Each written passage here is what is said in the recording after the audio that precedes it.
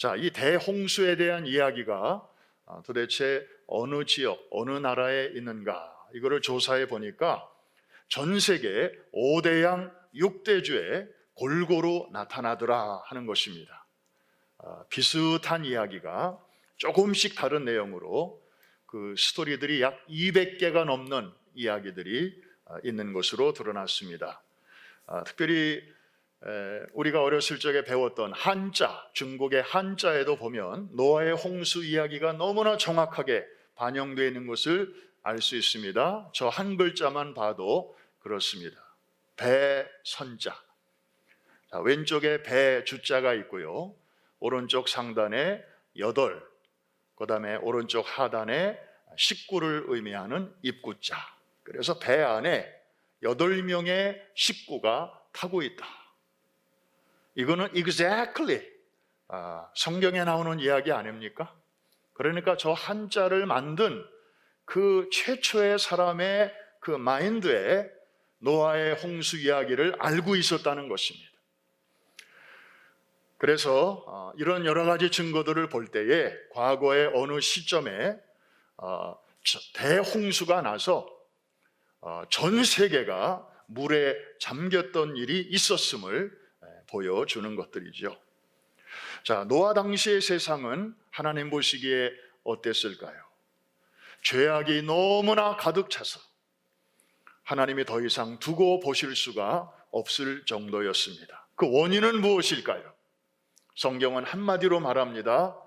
하나님의 아들들이 타락하여 세속화되었기 때문이라고. 창세기 6장 1절과 2절이 그 말씀으로 시작하고 있는데, 우리 같이 한번 큰 소리로 읽겠습니다. 사람이 땅 위에 번성하기 시작할 때에 그들에게서 딸들이 나니 하나님의 아들들이 사람의 딸들의 아름다움을 보고 자기들이 좋아하는 모든 여자를 아내로 삼는지라. 자, 하나님의 아들들은 경건하게 살아온 그 아벨의 계열입니다. 아벨이 죽은 다음에 셋의 계열이죠. 그리고 사람의 딸들은 카인의 후예들입니다. 그런데 어느 날부터인가 이 경건하게 살아오던 이쪽 사람들이 이 카인의 후손들이 세상을 살아가는 방식을 부러워하게 됩니다. 이제 문명을 만들고 문화적인 생활을 하는, 하나님 없이 그렇게 살아가는 모습이 무척 좋아 보였는가 봅니다. 그러면서 서서히 자신들의 거룩성을 내려놓고, 그리고 지금까지 살아왔던 하나님 중심의 삶을 포기하고 세속적인 흐름에 동화되면서 죄악의 바이러스가 전 세계로 급속하게 퍼지게 된 것입니다. 여러분, 우리가 이번에 코로나를 통해서 얻는 교훈이 한두 가지가 아닙니다만은, 특별히 이 바이러스라는 게 이렇게 짧은 시간에 전 세계로 퍼질 수가 있구나 하는 것을 우리는 이제 이론이 아니라 이번에 실제로 알았습니다. 그런 것처럼 그보다 더 빠른 속도로 전 세계로 퍼질 수 있는 것이 있으니 이것이 바로 죄의 바이러스로구나 하는 것도 우리가 이번에 코로나 덕분에 쉽게 알게 되었습니다. 여러분, 이 코로나도 전염률이 있고 치사율이 있어서 사람들이 벌벌 떨고 지금도 조심합니다만은 이거보다 더 센 게 바로 죄의 바이러스입니다. 이거는 전염률 100%, 치사율 100%. 이해가 되시는 분들만 아멘. 죄의 삭은 무엇이에요? 사망이에요. 죄가 들어오기 전에는 죽음이 없었어요. 그런데 이놈이 들어오면서부터 아담의 후손들은 너나 할 것 없이 예외 없이 다 결국 결론이 죽음이기 때문에 치사율 100%. 자, 그 시대에 이 세상의 이런 모습은 하나님의 큰 근심과 슬픔이 되었습니다. 그 결과 하나님께서는 사람의 죄악이 세상에 가득한 것과 그 마음으로 생각하는 것들이 항상 악할 뿐임을 보시고 땅 위에 사람 지으셨음을 한탄하셨습니다. 마음에 근심하시고 죄인들을 다 멸하시기로 작정하셨습니다. 그리고 새 출발하시기로 계획을 하셨습니다. 그런데 바로 그때 하나님의 눈에 밟히는, 하나님의 눈에 들어오는 한 사람이 있었으니 그 이름이 누구일까요? 바로 노아였습니다. 8절 말씀, 그러나 노아는 여호와께 은혜를 입었더라. 자, 우리말 성경에는 저렇게만 번역이 되어 있는데 살짝 생략된 표현이 있습니다. 하나님의 눈이라는 표현입니다. In the eyes of the Lord. 하나님의 눈 안에 있는 은혜를 입었다. 직역하면 그런 뜻입니다. 여러분, 저 은혜가 아니었으면 노아도 별 수 없이 세속의 물결에 휩쓸려 갔을 것입니다. 그런데 저 하나님의 은혜가 사슬이 되어서 그 노아를 단단히 붙잡아 주신 덕분에 그는 세파에 떠내려가지 않고 하나님 앞에서 하나님의 눈 안에서 살게 되었다는 것입니다. 하나님은 이런 노아가 480세 되던 해에 어느 날 찾아오셨습니다. 그리고 앞으로의 계획을 말씀하시면서 방주를 지으라고 명령하셨습니다. 그로부터 120년이 걸렸고 노아가 600세 되던 해, 그의 할아버지 무드셀라가 969세로 세상을 떠나던 그 해에 그가 죽으면 심판이 오리라 에녹에게 말씀하셨던 그대로 지구상에는 대홍수가 임하게 된 것입니다. 여러분, 방주는 무엇입니까? 노아의 홍수가 하나님의 심판을 의미한다면 그 심판의 물 위에 떠 있는 방주는 하나님의 은혜를 의미합니다. 물론 교회를 상징하기도 합니다. 여러분, 오늘 이 짧은 시간에 이 방주의 특징을 통해서 우리에게 주시는 하나님의 은혜의 아주 다채로운 색깔을 여러분들이 다 발견하시고 또 그 은혜를 듬뿍 누리게 되시기를 먼저 주의 이름으로 축복합니다. 첫째, 방주는 히브리어로 테바라고 합니다. 이 뜻은 나무로 만든 상자, 그런 뜻입니다. 한번 따라해 주실까요? 테바. 무슨 바라고요? 테바. T-E-B-A. 그렇게 여러분들이 스펠을 기억하시면 되겠습니다. 영어가 아니고 히브리어입니다. 자, 이 나무 상자는 문자 그대로 상자만 있습니다. 그 안에 엔진도 동력도 없습니다. 그리고 그 위에 무슨 바람을 받아들이고 방향을 조절하는 그런 돛도 없습니다. 그저 물 위에 떠 있는 기능밖에는 없는 게 바로 테바입니다. 그래서 이 엔진, 아무리 사이즈가 작아도 엔진과 또 이 방향 기능이 있는 것은 영어로 ship, 배라고 합니다. 그런데 아무리 커도, 노아의 방주처럼 아무리 커도 거기에 동력도 없고 그 다음에 방향을 컨트롤할 수 있는 것도 없으면 이건 배라고 하지 않고 영어로 ark라고 합니다. 우리말로 방주라고 번역이 된 것입니다. 흥미로운 것은 이 테바라고 하는 단어가 성경에 또 한 군데 사용된 곳이 있습니다. 바로 어린 모세를 담은 갈대 상자, 이것도 히브리어로 테바라고 했습니다. 여러분, 하나 물어볼까요? 창세기는 누가 기록했나요?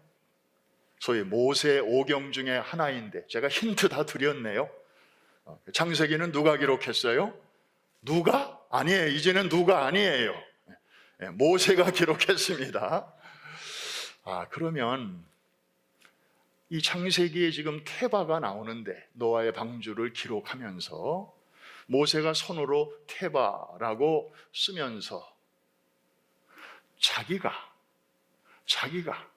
어렸을 적에 그 테바 속에 있어 봤잖아요. 그러면서 이 창세기 내용을 기록할 때에 좀 손이 좀 떨리지 않았을까?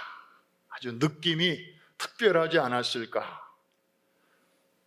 상상해 보는 겁니다. 자, 노아의 방주도 테바, 모세가 실렸던, 담겨 있었던 그 조그마한 것도 테바였습니다. 여러분, 갈대 상자는 뭡니까? 바람 따라 물결 따라 그저 떠내려갈 뿐, 그 상자 안에 있는 모세가 무슨 속도를 조정할 수 있는 것도 아니고 방향을 컨트롤할 수 있는 것도 아니었습니다. 마찬가지로 노아의 방주도 마찬가지였습니다. 그의 가족의 힘으로는 방주를 한치도 앞으로 혹은 뒤로 움직일 수 없었습니다. 방향을 바꿀 수도 없었습니다. 창문이라고는 이 사이드에는 없고 오직 위로만 나 있으니까 동서남북이 어딘지도 분간하기도 어려웠습니다. 그저 물 위에 떠 있을 뿐이었습니다. 여러분, 그런데 이 테바라는 단어 속에는 놀라운 진리가 숨어 있습니다. 테바는 아무데나 쓰는 게 아닙니다. 하나님의 전적인 인도와 보호하심이 전제가 되어 있는 것입니다. 그래서 방향이나 속도나 그리고 이것이 어디서 멈출지는 하나님이 알아서 하시는 것입니다. 한번 따라 하십시다. 하나님이 알아서 하신다. 하나님이 알아서 하실 때에는 최선의 길로 하나님이 보실 때에 가장 아름답고 가장 효과적이고 가장 유익한 길로 하나님이 인도해 주시는 줄로 믿습니다. 갈대 상자 보십시오. 그야말로 무동력, 무방향타, 그 조그마한 상자가 그저 나일강 악어들이 득실득실한 그 나일강을 그저 물에 떠내려 가다가 결국에 누구를 만나게 됩니까? 어디서 멈추게 됩니까? 그 당시 이집트의 최고 권력자인 바로 왕의 딸, 그 왕궁의 공주를 만나게 되지 않아요? 그래서 그 손에서 이제 교육받고 양육받고 그 미래를 준비하게 되지 않습니까? 여러분, 그야말로 이보다 더 좋은 그런 방법이 있을까요? 그야말로 신의 한 수가 아니고 무엇이겠습니까? 그 떠내려가던 정말 사람의 힘으로 조정할 수 없는 그 작은 상자가 다른 사람이 아닌 그 공주의 손에 만나게 되게 하신 것은 누구의 작품입니까? 누구의 인도입니까? 누구의 섭리입니까? 그보다 더 뛰어난 그런 방법이 있습니까? 이것이 바로 테바에 임하시는 하나님의 은혜인 것입니다. 우리는 작년에 사도행전을 공부하면서 또 하나님이 이 테바에 어떻게 역사하시는가를 또 바울의 사역 중에 살펴본 바가 있습니다. 한 번은 바울을 태운 배가 지중해 한복판에서 유라굴로라고 하는 큰 허리케인을 만났잖아요. 그래서 그 큰 배 안에 동력이 다 이제 무력화되고 또 돛도 다 꺾어지고 노련한 뱃사공들이 할 수 있는 게 하나도 없게 되고 그랬을 때에 하나님께서는 그 배를 직접 운전하시기 시작합니다. 그 배가 하나님 보시기에 테바가 된 거예요. 왜? 이것도 없고 저것도 없으니까. 그런데 동쪽으로 갈 수도 있고 서쪽으로 갈 수도 있고 북쪽으로도 갈 수 있고 남쪽으로도 갈 수 있는데 하나님께서는 바울 일행이 타고 있는 그 배를 정확하게 서쪽으로 틀으셨습니다. 그리고 800km나 되는 500마일이나 되는 그 머나먼 뱃길을 하나님께서 정확하게 배를 몰고 가셨습니다. 그리고 어디에 정박시키셨습니까? 바로 로마로 가는 길목에 있는 혹시 섬 이름이 기억나시나요? 몰타는 이제 현대적인 이름이고, 그래서 옛날에는 성경에는, 우리말 성경에는 무슨 섬이라고 되어 있더라? 멜리데 섬이라고 되어 있죠. 그 섬에 정확하게 그 배를 갖다 대셨습니다. 그래서 로마도 보아야 하리라. 바울의 마지막 사명을 문제없이 감당할 수 있도록 하나님께서 선장이 되어주시고 하나님께서 엔진이 되어주셨는데, 이 힘없는 배, 능력 없는 배를 정확하게 그 지점까지 갖다 놓으신 분이 바로 하나님이셨습니다. 할렐루야. 여러분, 우리 하나님은 바로 이런 분이십니다. 여러분, 지난 한 해 동안에 어떻게 사셨습니까? 작년 초에 때 아닌 코로나 팬데믹이 우리의 삶을 덮쳤을 때 정말 우리도 나름대로 동력을 잃었었습니다. 방향타를 잃었습니다. 모든 사람들이 동작 그만, 가게도 못 나가고 애들은 학교도 못 가고, 여러분이 지금까지 노련하게 부릴 줄 알았던 모든 것들이 다 셧다운 됐습니다. 이제부터 어떻게 살아야 할지, 어디로 가야 하는지 방향을 잡을 수가 없었고, 설령 방향을 잡았다 할지라도 내가 생각하는 거기까지 갈 여건도 갈 힘도 우리에게는 없었습니다. 그런데 그 참혹한 환난의 강을 건너 우리를 오늘 이 시간 이 자리에까지 한치의 오차도 없이 이 자리에 갖다 놓으신 분이 누구십니까? 누구십니까? 여러분이 스스로 알아서 오셨습니까? 아닙니다. 하나님은 테바의 하나님이십니다. 여러분의 개인의 삶 속에서 그 모세 어린 아기를 태운 조그마한 상자 속에서도 그거를 조그마하다 여기지 아니하시고 그 속에서 커다란 일을 행하셨습니다. 여러분의 가정이라는 테바에서 하나님은 지난 1년 동안 많은 섭리의 손길로 함께 하셨습니다. 우리 프라미스 교회, 이 교회 안에서도 정말 저를 포함해서 리더십들이 주여 어디로 가야 합니까? 이럴 때는 어떻게 해야 됩니까? 매뉴얼에도 없고 교회 역사책에도 안 나오고 누구에게 물어볼 수도 없는 이런 전대의 미문, 그야말로 unprecedented한 이런 상황 속에서 주여 이 많은 무리들을 어떻게 섬겨야 합니까? 안절부절하고 있을 때 하나님께서는 우리 리더십들의 기도를 들으시고 또 우리 성도들의 상황을 다 내려다 보시고 한꺼번에 다 보여주시지는 않더라고요. 그저 조금씩 한 단계 주님이 인도하시는 대로 오다 보니 여기까지 우리 교회가 오게 된 줄로 믿습니다. 앞으로도 여러분의 개인의 삶도, 여러분의 가정도, 또 우리가 믿음으로 선대해야 하는 모든 일들도, 또 우리 교회가 시대와 역사 앞에서 감당하는 모든 사역에도 테바의 하나님께서 가장 좋은 길로, 가장 완벽한 길로 한치의 오차도 없이 아름답게 인도해 주실 줄로 믿습니다. 이것이 바로 방주가 오늘 우리에게 전해주는 놀라운 메시지입니다. 우리가 또 하나 생각할 것이 있습니다. 맞습니다. 방주는 오늘날 교회의 영락없는 모형입니다. 왜냐하면 그 당시에 누구라도 착하게 살았든지 험악하게 살았든지 간에 누구라도 방주에만 들어오면 살 수 있었습니다. 그런데 아무리 착하게 살았어도 방주에 들어오지 않으면 다 죽었습니다.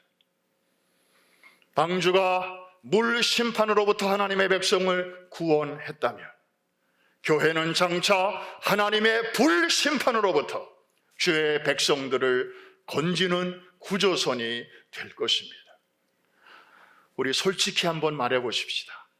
이 교회 바깥에는요, 사실 우리보다, 이 교회 안에 앉아있는 우리보다도 윤리적으로 더 깨끗하고 도덕적으로 더 반듯하고 정말 법 없이도 살아갈 수 있는 그런 선하고 착하고 아주 고상한 인격을 가진 분들도 많이 계십니다.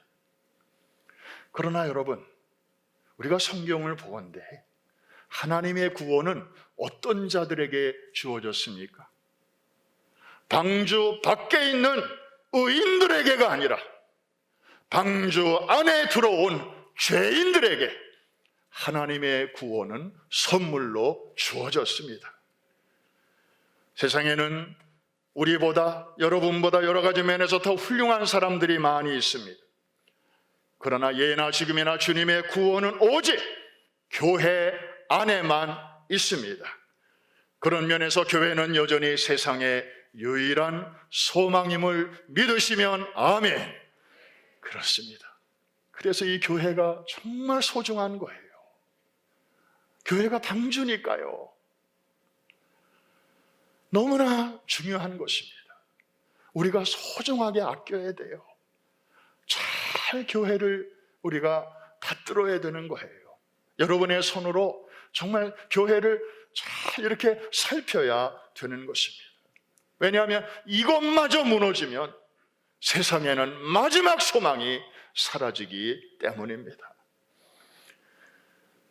그런데 이 방주를 지을 때 나무로 짓고 그 다음에 역청을 안팎으로 바르라 말씀하셨네요.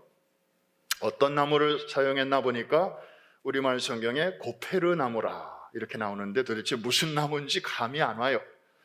영어 성경을 보니까 Cypress Tree라고 되어 있는데 이게 일종의 잣나무, 이 침엽수의 한 종류인 잣나무의 일종이라고 합니다.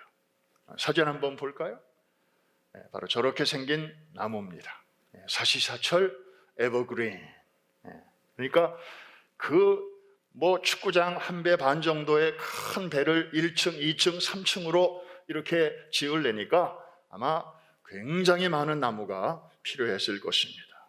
노아는 하나님의 지시대로 저 잣나무로 방주를 지었고 또 나무 사이사이에 물이 스며들으면 안 되니까 안팎으로 역청으로 칠했습니다. 여러분, 이 역청, 영어로는 pitch라고 하는데 히브리어를 좀 여러분들이 유의할 필요가 있습니다. 코페르라고 하는데요, 이것은 칠하다라는 동사에서 나오는 것입니다. 칠하다라는 동사가 히브리어로 카파르라고 하는데요, 이 카파르라고 하는 동사가 언제 또 한번 사용되는가 하면 출애굽하기 바로 전날 6월절이죠. 그때 히브리 백성들이 가정마다 어린 양을 잡았습니다.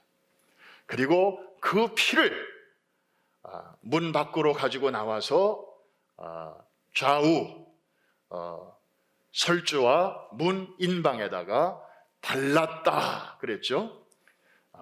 혹은 다른 말로 칠했다 이 말인데 그때에 이 동일한 단어가 사용이 됐습니다.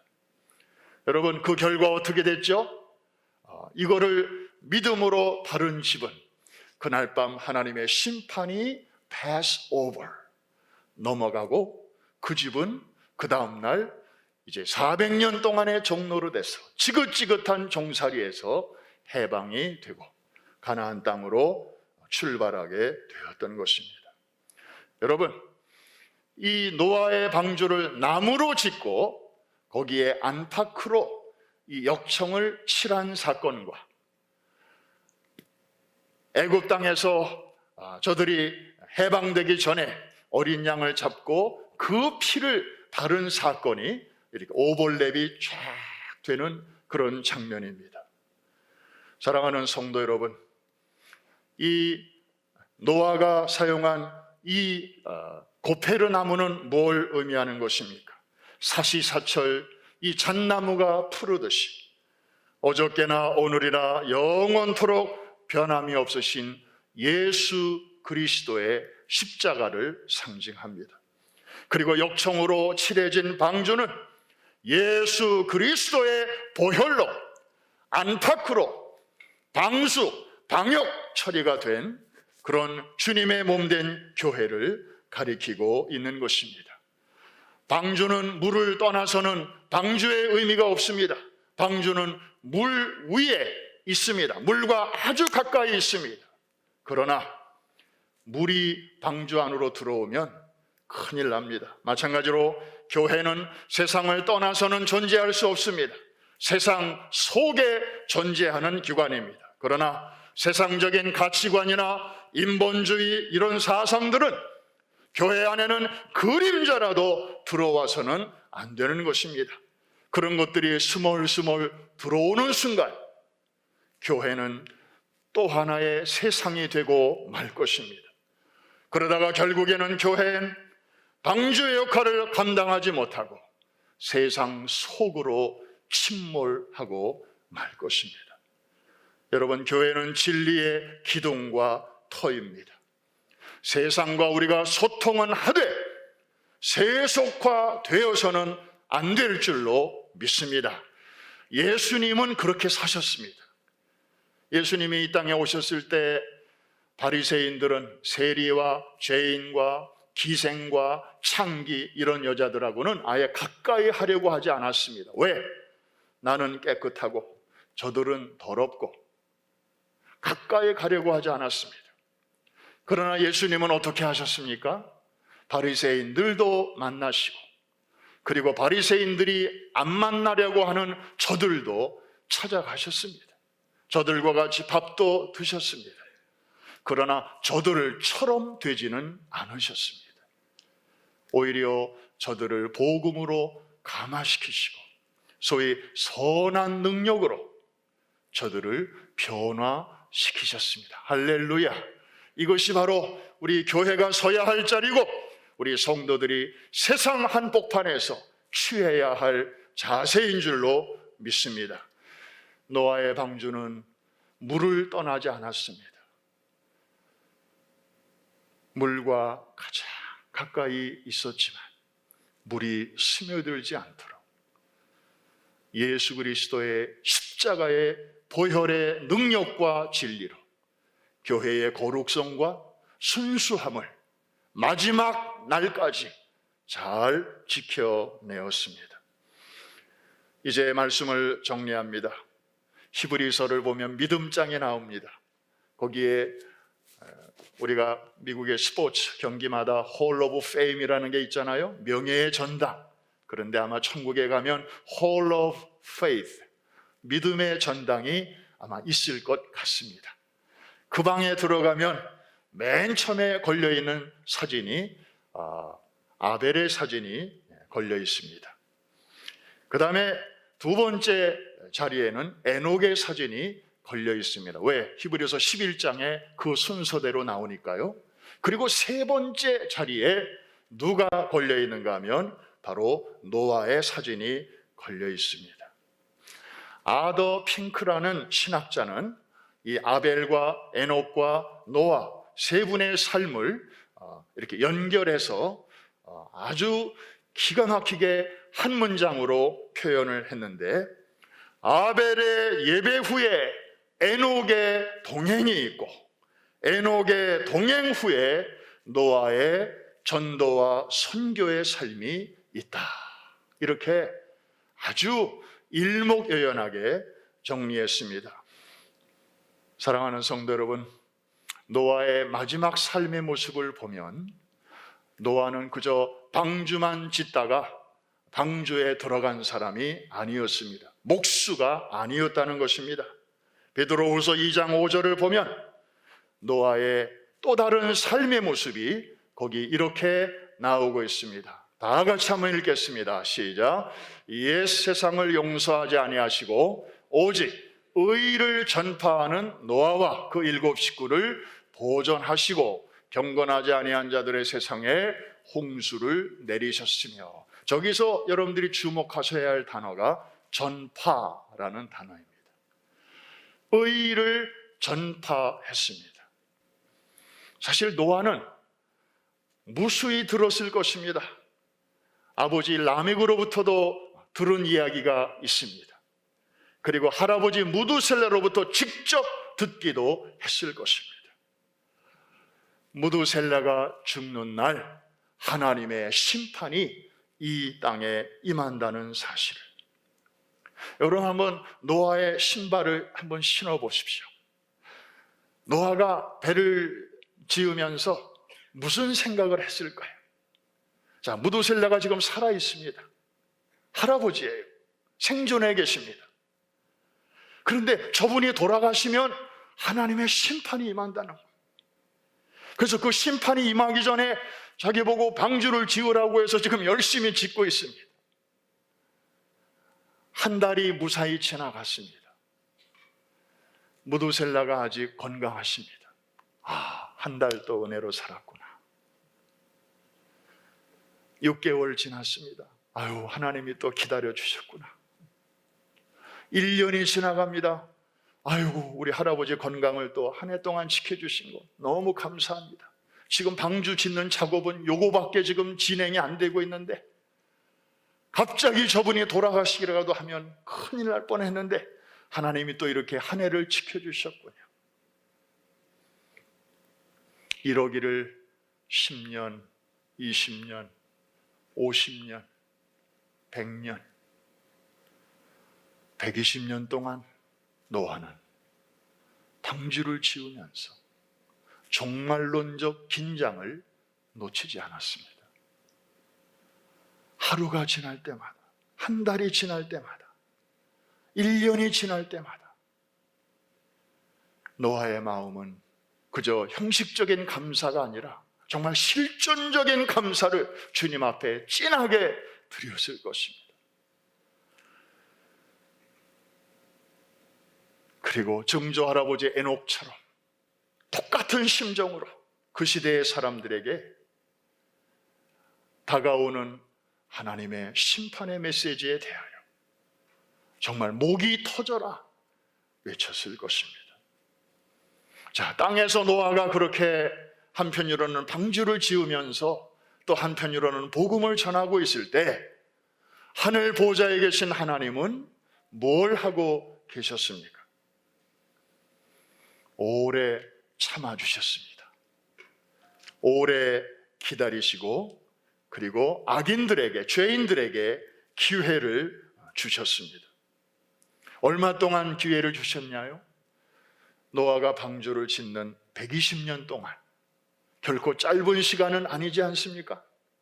하나님이 기다려 주셨습니다.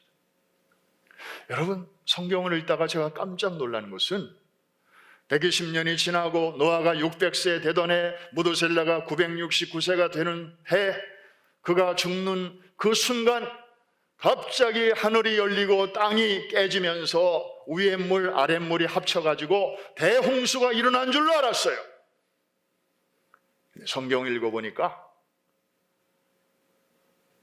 120년이 지난 후에, 한 주가 지난 후에 홍수가 임하기 시작했다.